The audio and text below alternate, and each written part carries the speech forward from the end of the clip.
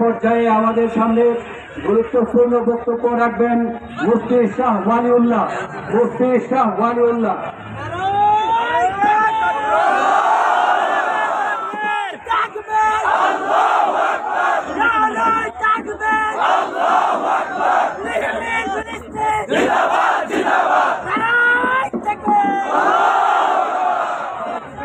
আসসালামু আলাইকুম ওয়া রাহমাতুল্লাহি ওয়া বারাকাতুহু। আমরা এমন একটি সময় এখানে দাঁড়িয়ে আছি যখন আমার ভাইদের চিহ্নই এই পৃথিবীর মানচিত্র থেকে মুছে দেওয়ার জন্য জায়োনিস্টরা চেষ্টা করছে। আমি এর আগেও আপনাদেরকে বলেছি, আমি বেশি কথা বলি না, আমি আগেও বলেছি যে আমাদের মূল কার্যক্রম হলো আল্লাহ তাআলার সাথে সম্পর্ক করা।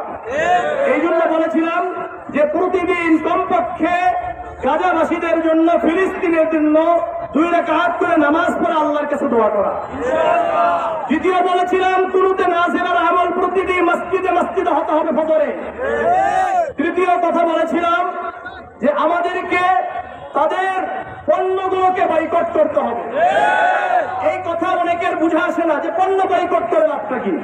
আমি আপনাদেরকে বলি, আজকে যে গাজাবাসী বা ফিলিস্তিনের অবস্থান, আজকে এই অবস্থায় এমনি এমনি চলে আসে না, এর একটা ইতিহাস আছে।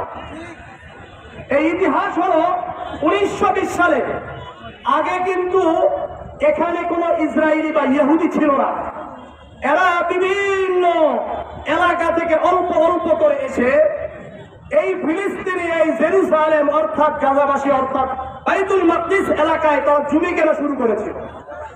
তাদের মূল উদ্দেশ্য হলো এটাকে, তাদের পরিকল্পনার নাম হলো জায়নিজম।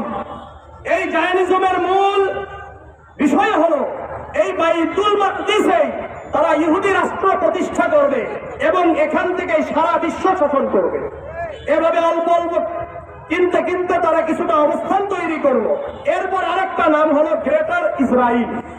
এটার মূল উদ্দেশ্য হলো এটার সম্প্রসারণ করতে করতে একেবারে মদিনা মুনাওয়ারা পর্যন্ত গিয়ে ওখান থেকে সারা বিশ্ব তারা শাসন প্রতিষ্ঠা করবে। সে সময়ে আশরাফ আলী থানভী রাহিমাহুল্লাহ ইমদাদুল ফতোয়ার 3 নম্বর খণ্ডের 59 নম্বর পৃষ্ঠাতে একটা ফতোয়া রয়েছে। ওখানে আশরাফ আলী থানভী রাহমাতুল্লাহ আলাইহি ফতোয়া দিয়েছিলেন, ইহুদিদের কাছে, বিধর্মীদের কাছে ফিলিস্তিনের কোন জমি বিক্রি করা এটা নিষেধ, এটা জায়েজ নেই। কিন্তু ওই সময় কারো কনক নড়ে নাই। মনে করেছে ওলামায়ে কেরামরা বলছে, তারা বিভিন্ন লোভনীয় আশ্বাস পেয়ে, মোটা অঙ্কের টাকা পেয়ে তারা বিক্রি করছিল। আমি আপনাদেরকে বলতে চাই, আজকেও আমাদের কাছে এই যে মুনা দেখায় পেপসি, কোকা-কোলা, 7-আপ সহ তাদের বিভিন্ন যে পণ্যগুলো রয়েছে, এগুলো আস্তে আস্তে আমাদেরকে গ্রাস করছে। এটাকে বয়কট না করতে পারি, আগামীতে বাংলাদেশের অবস্থানটাই একই অবস্থা হবে। আমাদের সামনে আরেকটি মিছিল আসছে, মিছিলকারীদেরকে স্বাগত জানাচ্ছি। লিল্লাহি তাকবীর। ছাত্র জনতার মিছিলকে আল্লাহ রাব্বুল আলামিন কবুল করেন। জনতার পক্ষ থেকে লাল গোলাপ শুভেচ্ছা, মানবতাবাদীদের পক্ষ থেকে লাল গোলাপ শুভেচ্ছা।